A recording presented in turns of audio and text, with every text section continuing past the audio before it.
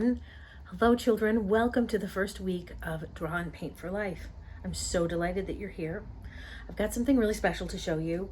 It's a video about an artist, and it's actually an interview. He's speaking, so you're going to get to learn about him in his own words. His name is Tadashi Murakami, and he's alive today and making amazing things. And I want you just to watch and learn and see what he's interested in. He's going to tell you a lot about who he is and where his art comes from in terms of inspiration and life experience. I also want you to pay really close attention, if you can, to the studio shots where he's actually creating, because he is off the chain in the studio. And he uses a system that was used in Italy in the Renaissance and before, where artists like Michelangelo and all those amazing Italian artists, where they created, but they had other people actually doing the work for them, and they were able to create on this massive scale. So he's adopted that studio method where he has a lot of people working for him and they're executing his vision. So in essence, this video is about vision, and today is about your vision and how you see the world and the things that you experience, how that becomes art. So here we go. Honestly, I didn't know about how different to fine art and the subculture. So what is the borderline? My reality is this borderline is almost melting. Murakami loves to confound expectations. I think he loves especially to play with the preciousness of the contemporary art world. I'm not thinking about this is a risk, because this is my advantage. That's why I can make many collaboration, like with Kanye West.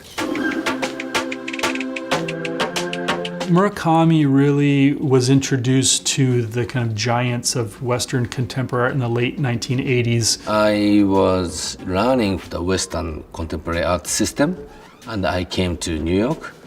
I am very difficult to find out my standing position in New York art world. So just I'm using for the Orientalism, about using for the manga image. I'm not satisfied this situation. That's why I across the borderline. This is also I can making my identity, the Japanese artist identity. And what is the main theme right now? The contemporary art scene is one thing is how break through the old school, and one thing is how battle with capitalism. So because Jeff Koons and Damien Hirst doing this battle, that's why I follow that. Around 2007, 2008, Murakami was really enjoying a lot of success. Before the big earthquake, looks like I completely forget I came from Japan. All of that really kind of created a bit of a turning point for him in a way, and almost maybe even a crisis of creativity. I woke up when I see the the Japanese the earthquake reality. And then you see him introduce these figures called arhats, which are Buddhist monk figures that would have walked around the countryside bringing healing and things to people. Originally, arahat is 16. 16 arahat is very important because this 16 people is the student of Buddha. So Japanese people using for this story. Okay, if we can create many number of the arahat, take care about each some ill or some problem. So that's why Japanese people created for over 400. So he started making these paintings of arhats and collections of arhats. There's a painting of 69 arhats and a painting of 100 arhats. And then there's also a 300-foot long painting called the 500 arhats, which really kicked it all off. 500 arahat painting is huge and very short time to making everything. I employ for over 100 people. Looks like movie production. I'm the geek for the Japanese animation stuff, and also the American sci-fi stuff. For example, Star Wars, the first sequence is completely 3D, right? So, but Japanese sci-fi stuff is, kind of that, moving, completely, different. So, my visual philosophy came from the very naturally to making a flatness. So, but at the same time to having some dimension. Super flat is a term that Murakami himself coined. This theory came from the Edo period painter Jakucho Ito. He made a chicken painting. He made the dogs painting. So that is completely flatness composition. A lot of chickens, a lot of dogs. The painter is organizing for the eyeball moving. But he also sees this theory much more broadly, and for him it really talks a lot about Japanese culture where there's no real distinction between high art and low art. So it's a way of kind of leveling all of those distinctions that we really get caught up on in the West and sort of flattens them out. For example, who is the highest level in Japanese culture scene is a comic writer is the highest. When I created Mr. Dob was the kind of the icon. So came from the Japanese very famous character Doraemon and Sonic the Hedgehog. Finally looks like a Walt Disney, the Mickey Mouse. But right now it looks like my self-portrait. So kind of change that is 20 years working together. Sometimes he's playful and sweet, sometimes he's more menacing, sometimes he's being affected by all these external forces, or is even able to maybe create certain moods and ideas that reflect his own personal and artistic struggles and channel them into Mr. Dobe. Everything came from the Star Wars stuff. Lucas released for the making video. I was learning for oh my god, this is a process. Okay, director is making for the scenario, the storyboard, and then shooting a film and editing. This is a process. Maybe like in a painting, it's much easier to learn it from the this system.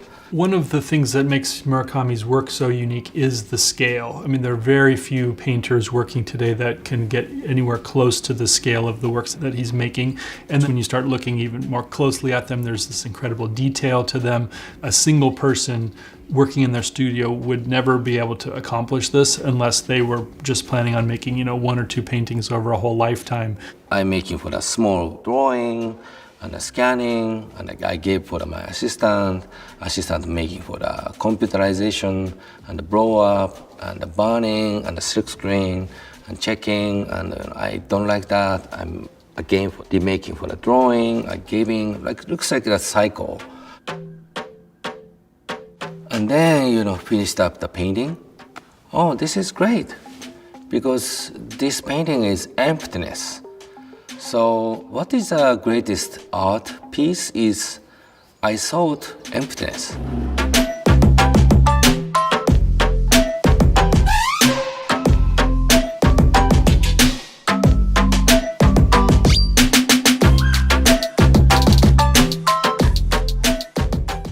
Thank you so much, children, for taking the time to really take all that in. And isn't he really an amazing guy?